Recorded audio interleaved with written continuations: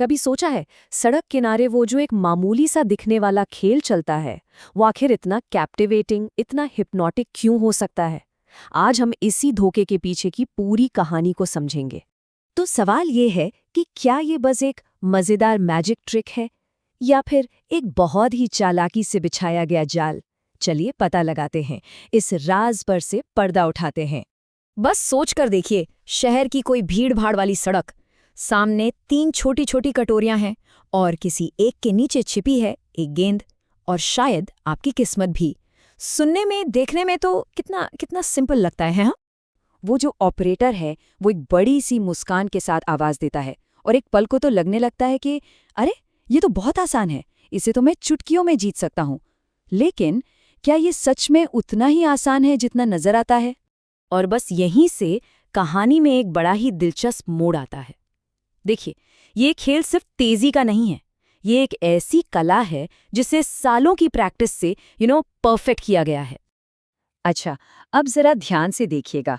Operator ने गेंद को उठाने का नाटक किया, लेकिन अरे ये क्या, गेंद तो अभी भी उसकी उंगलियों के बीच ही फंसी हुई है और उधर खाली कटोरी नीचे रख दी जाती है और बस धोखा हो गया। वो जो पुरानी कहावत है ना कि हाथ की सफाई, असल में वो याद दिलाती है कि असली धोखा हाथों में नहीं, हमारे दिमाग के साथ होता है। और अब हम इस खेल के सबसे गहरे, सबसे अंदर के राज में उतरने वाले हैं।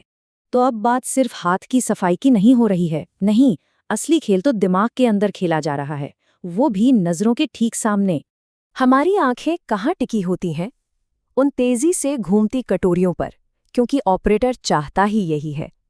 लेकिन जो असली चाल है वो तो उंगलियों की उस एक छोटी सी हल्की सी हरकत में छिपी है, जिसे हमारा दिमाग नोटिस ही नहीं कर पाता। और ऊपर से ऑपरेटर की वो लगातार बातें, वो आपको सोचने का मौका ही कहाँ देती हैं। और कभी महसूस किया है कि वो जो आसपास भीड़ का शोर होता है, वो जो उत्साह होता है, वो कैसे हमारे फैसलों पर असर डालता है? ये सब उसी दिमागी खेल का हिस्सा है। तो एक बात बिल्कुल साफ समझनी होगी, ये किस्मत का खेल है ही नहीं, बिल्कुल नहीं। ये एक तरह की स्टेज परफॉर्मेंस है, एक नाटक जिसका क्लाइमैक्स, जिसका अंत पहले से लिखा हुआ है। अब मिलिए एक और किरदार से, इसे कहते हैं शिल। ये वो इंसान है जो आपके ठीक बगल में खड़ा होगा, जोर जोर से चिल्लाएगा और जीत जाएगा। और उसकी जीत देखकर आपको भी यकीन होने लगेगा कि हाँ, मैं भी जीत सकता हूँ। पर असल में वो तो ऑपरेटर की ही टीम का एक खिलाड़ी है। तो हमें क्या लगता है कि ये एक 1-on-1 मुकाबला है, मैं और ऑपरेटर। लेकिन सच तो ये है कि ये मुकाबला है आप अकेले और सामने एक पूरी टीम, ऑपरेटर, उसके साथी यानी शिल्स, और आप उनके बिछाए जाल के ठीक बीच में। तो अब जब हम पूरी टीम को जान चुके हैं, तो चलिए देखते हैं कि ये सब मिलकर एक ऐसा जाल कैसे बुनते हैं जिससे बाहर निकलना ऑलमोस्ट इम्पॉसिबल हो जाता है। तो जीतने की असली प्रोबेबिलिटी क्या है, क्या चांस है? जवाब है 0%। जी हाँ, बिल्कुल 0। एक बात याद रखिए, यहाँ किस्मत का कोई रोल नहीं है। ऑपरेटर, सिर्फ और सिर्फ ऑपरेटर तय करता है कि कौन जीतेगा। और अगर कोई जीतता हुआ दिख भी रहा है तो वो सिर्फ एक चारा है आपको एक और बड़ी बाजी में फंसाने के लिए।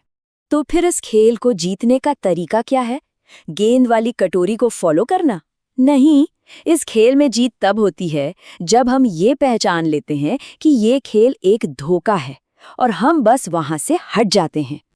तो अगली बार जब कोई चीज, कुछ भी इतना अच्छा लगे कि उस पर यकीन करना मुश्किल हो जाए, तो एक बार इस शेल गेम को जरूर याद कीजिएगा, क्योंकि जानते हैं, कभी-कभी सबसे बड़ी जीत खेल में हिस्सा ना लेने में ही होती है।